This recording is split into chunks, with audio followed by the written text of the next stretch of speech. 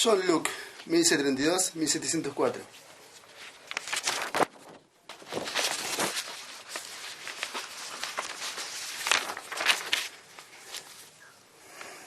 Las revoluciones de 1642 y 1688 constituyeron los puntos más álgidos de los enfrentamientos, tanto religiosos como de sociedad.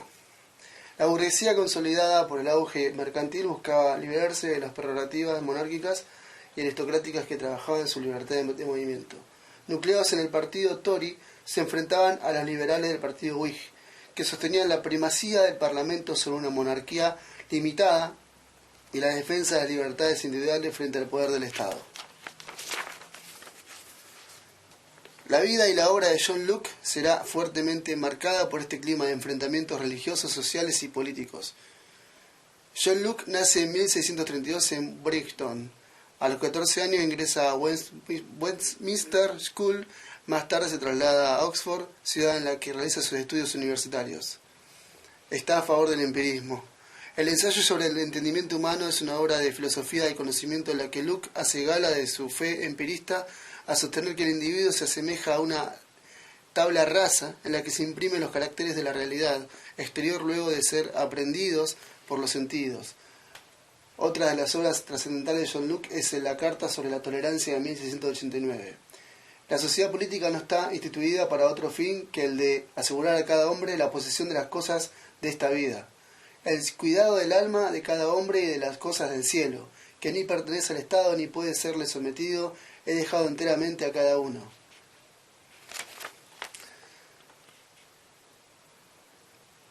El contractualismo, al que adscriben autores tanto diversos como Hugo Grocio, Thomas Hobbes, Kant, Spinoza, Rousseau y otros, sostienen el origen consensual del poder político legítimo. Este era el resultado de un pacto o contrato por el cual los hombres, a través de un acto de su voluntad y después de sopesar ganancias y pérdidas, consentían en entregar parte de su libertad y su poder a la soberanía política emanada del pacto para asegurarse los beneficios que brindaban la comunidad política. Era el estado de naturaleza, situación hipotética en que se encontraban los hombres antes de formar parte de algún estado civil, es decir, que este estado de naturaleza no coincidía con alguna etapa de la historia de la humanidad, sino que era una mera construcción nacional de la cual se extrapolaban las condiciones que debía garantizar el orden político. En la versión contractualista, el orden político no resultaba de una inclinación natural del hombre como afirmaba Aristóteles, sino de un acuerdo y de una transacción por la cual los individuos trocaban la absoluta libertad del estado de la naturaleza por la seguridad, el abrigo y la protección de la sociedad política. En Locke, el estado de la naturaleza es de armonía, paz, cooperación, felicidad y absoluta igualdad. En él los hombres regulan su conducta y el trato mutuo por la ley natural a la que acceden por intermedio de la razón. Esta ley natural obliga al hombre a respetar la integridad física de otros hombres y sus propiedades.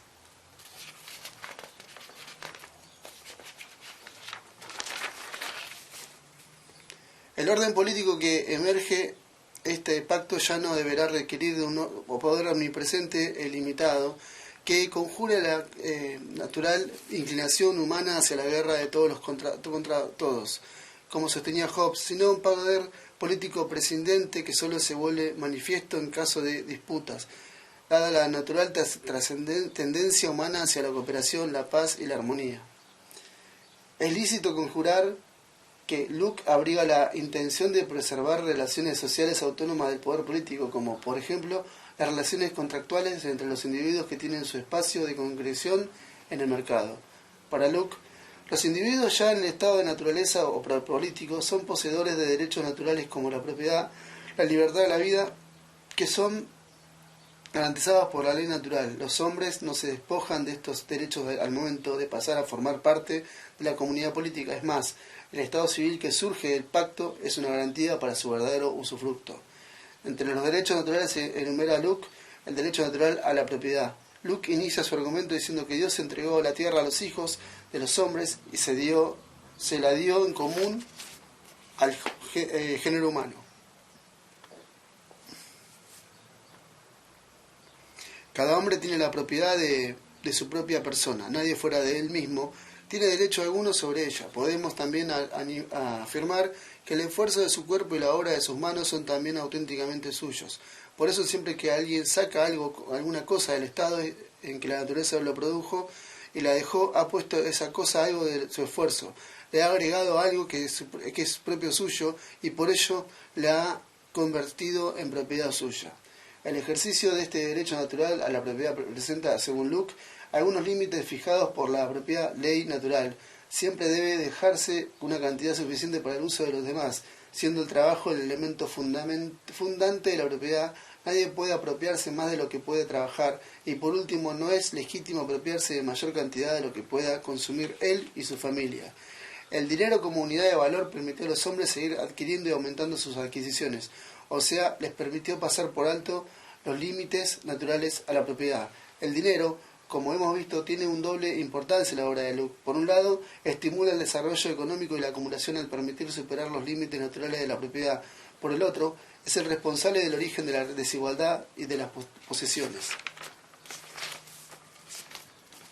El derecho de hacer leyes que estén sancionadas con la pena capital y en su consecuencia de las sancionadas con penas menos graves para la reglamentación y protección de la propiedad. El derrocamiento de los poderes instituidos implicaba una vuelta al estado de la naturaleza. No. En la visión de Locke, la revolución legítima no traía aparejado desde la disolución del estado político, sino de la reapropiación del poder por la comunidad, verdadera depositaria de soberanía política, y frente a la cual el poder legislativo y el poder ejecutivo no constituyen más que poderes delegados. La mejor garantía frente al poder político, Locke la encuentra en la división de poderes, en la institucionalización del Parlamento como poder máximo del Estado. El pensamiento político de Locke está estrechamente vinculado a la historia de una burguesía cada vez más consolidada y que en algunos lugares ya ha creado el orden burgués, en el que jugará un rol preponderante en la presentación del Estado como prescindente.